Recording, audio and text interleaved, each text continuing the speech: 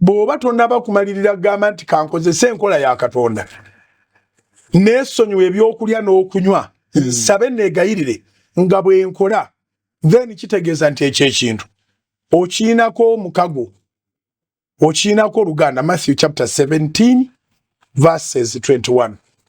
Verses 21. Yes, mu Bible nezimu kyerulimu wadde nzikira nti lunyiri lusembayo asire lusembayo luli wakati awo 17 kubanga era muzitaliimu ogenda olaba olaba 20 olaba 22 21 nga togiraba naye eyo gy'okuteyo nnamu mweruli lugamba lutya 17 21 egamba nti however this kind does not go out except by prayer and fasting. Yes.